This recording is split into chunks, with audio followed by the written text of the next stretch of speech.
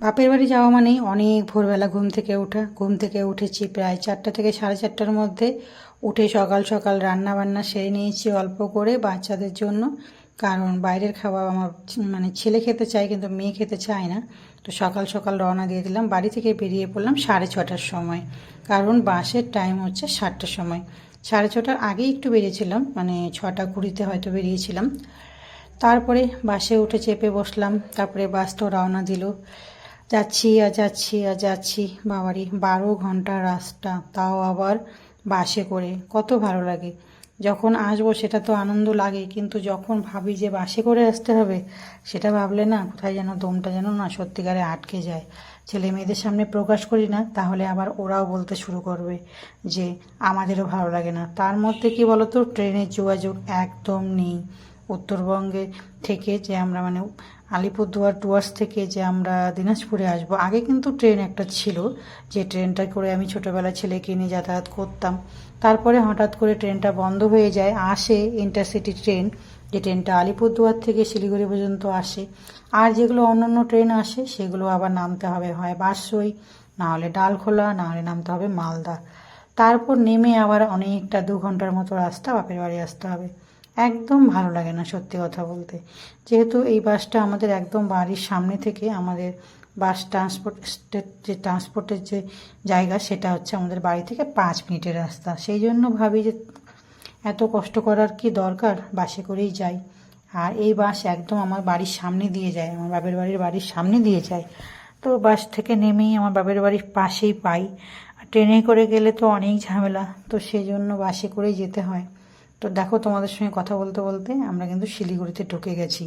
আর আমাকে তো দেখতেই পেলে, তার একটা ছোট্ট ব্যাগ ছিল, সেই ব্যাগের মধ্যে অনেক কিছু খেলনা নিয়ে এসছে। তার সঙ্গে মোবাইল, একটা পুরোনো মোবাইল বাবার আছে, ওটাও নিয়ে এসছে। তারপরে শিলিগুড়িতে কিন্তু বাসটা অনেকক্ষণ দাঁড়িয়ে ছিল, 1 থেকে 1.5 ঘন্টার মতো।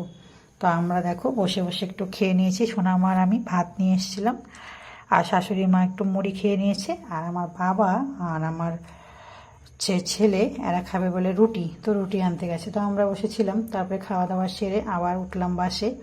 1 ঘন্টা 15 মিনিট পর বাস ছাড়লো। তো তারপরে আবার রওনা দিলাম। তারপরে কিন্তু বেশ গরম লাগতে শুরু করলো। যখন রওনা দিয়েছিলাম তখন কিন্তু খুব ঠান্ডা ঠান্ডা ঠান্ডা ওয়েদার ছিল। শিলিগুড়িতে ঢোকার পরে দেখি বেশ গরম, আর আকাশটা দেখো মেঘলা মেঘলা, কি সুন্দর। বাসটা কেবলই রওনা দিয়েছে।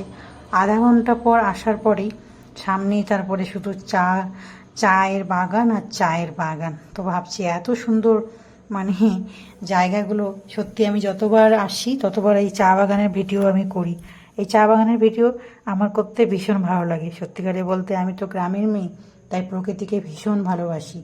আর আলিপুরদুয়ার যখন থাকি তখন বাড়িতে থাকি, খুব একটা বাইরে যাওয়াও হয় না, আর প্রকৃতি এত সুন্দর পাই না। তো অবশ্যই আমি যখন শিলিগুড়ি পার হই, তখন এই চায়ের ক্ষেতগুলো যখন দেখি না, তখন একদম লোভ সামলাতে পারি না, ভিডিও করে নিই। কথা বলতে বলতে কিন্তু অনেকটা মানে আমি ভিডিও করিই নি, কিন্তু এখন প্রায় সন্ধ্যাবেলা। তো কালিয়াগঞ্জ পার হয়ে গেছি, রায়গঞ্জ কালিয়াগঞ্জ পার হয়ে এখন কিন্তু চলে এসেছি আমরা, নামটা যেন কি ভুলে গেছি, ফতেপুর মনে হচ্ছে। আমি আসলে নামগুলো ভুলে গেছি, মানে আমার বাপের বাড়ি অনেকটা কাছে চলে এসেছি। তারপরে বাস থেকে নেমে সোজা চলে এলাম বাড়িতে। আর বাবান সোনা আগেই চলে এসছে, ও সকালবেলা এসছে, আর আমরা এসে ঢুকলাম বিকেলবেলা। তারপরে 3 ভাই বোন মিলে দেখো বসে আড্ডা মারছে। তো আমাদের ভিডিও কেমন লেগেছে অবশ্যই বলবে। তোমরা ভালো থাকবে, আজকে টাটা।